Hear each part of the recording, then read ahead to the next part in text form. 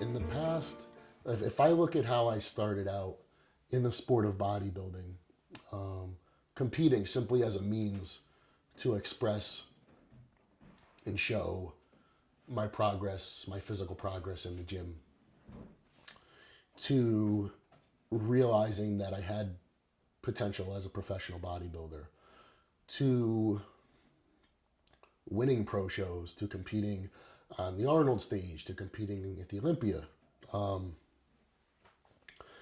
Along the way, there are people who are going to tell you, or who have told me, well, you could be the next Mr. Olympia. If you're willing to do X, Y, and Z, you could be the best in the world. And if there's one thing, well, there's a couple things. There's one thing I know for certain, is that most people in life are full of shit. Okay? Most people don't know what the hell they're talking about. Anyone who's going to sit there and tell you, well, you could be this. Oh, if you just do this. You have to ask yourself, well, how would that person know? Has that person ever done it? How do they know what I'm capable of? And this works both ways. This works for someone who's saying to someone who could say to you, look, you'll never amount to shit. And I had people tell me early on, I'm talking about before I ever did my first competition. You're crazy for entering that show. You're never going to win that show. Why would you? That's not a beginner's contest. Why would you ever do that? And they clearly didn't know what they were talking about, because I won the overall and did it convincingly. And on the same note, there's people who would say, well, look, if you just do this, you can be this. Now, they're making the assumption that A, that's true, but they're also making the assumption that B, that's what you want. Okay? Now, what you want in life, to anyone watching this, if you're 20 years old, I'm going to guarantee you that what you want right now is going to be a lot different than what you're going to want 10 years from now. To anyone watching this who's, in their 30s, 40s, already knows what I'm talking about. Thinking back early on, my goal was never even to be a pro bodybuilder.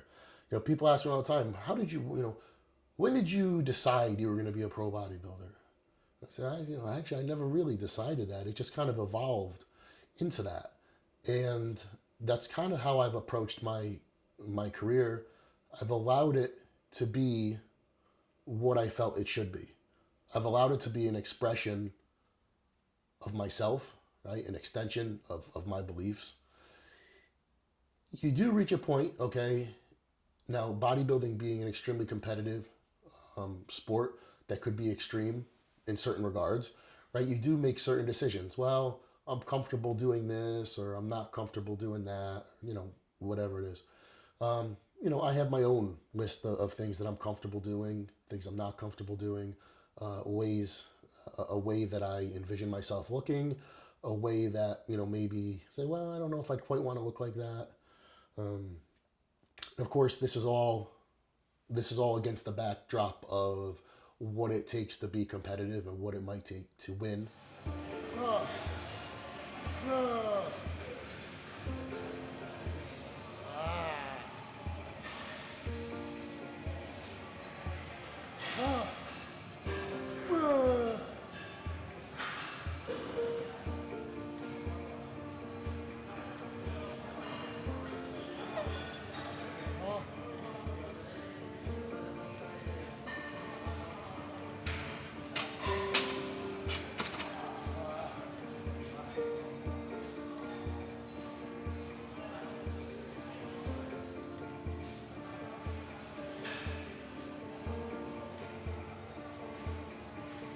So you're constantly reassessing things. For me at this point, one thing that's never changed is that I love bodybuilding. I love training.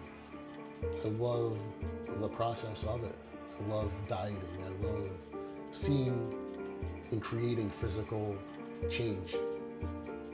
Feeling myself getting stronger. Proving to myself that I can accomplish something. Those are some of the greatest things that bodybuilding has to offer. The discipline that's involved. Literally just the feeling. Currently,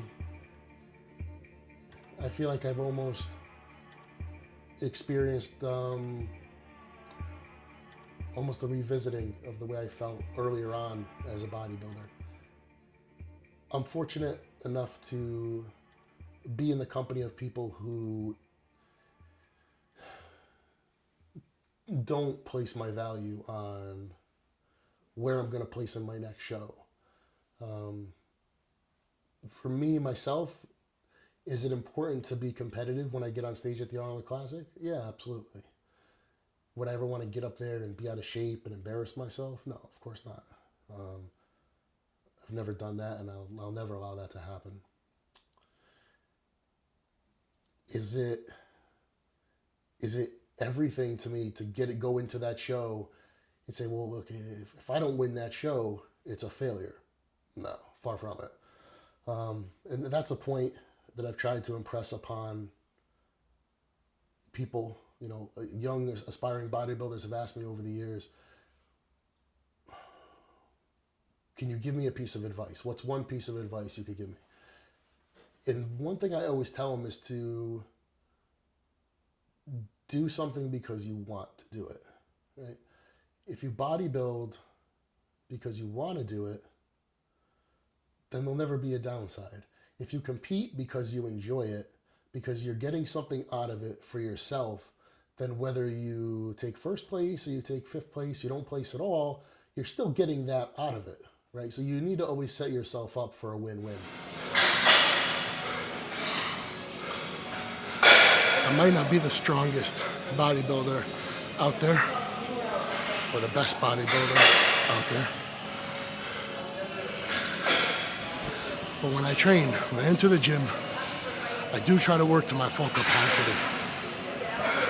Now, working to your full capacity on a body part like arms is a lot different than working to your maximum full capacity with something like legs or back. And truth be told, I don't have the best set of legs in the sport of bodybuilding.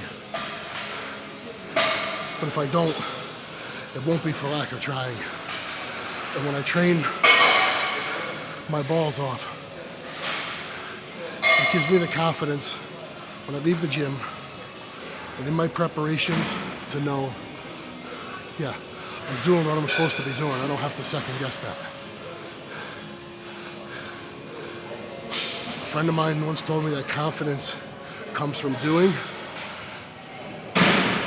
These are some of the truest words ever spoken. Hard training builds confidence. When you train like a little bitch, you're left to wonder about, what if I got my hands on this special supplement or this special drug or all this other fucking nonsense, okay? Because when you're doing what you're supposed to do, sticking to your diet, eating right, supplying your body with the nutrients it needs, and training like you got a set of balls, that's all you need to know in a preparation to move forward and say, okay, I'm good. So, that's my feeling about hard training.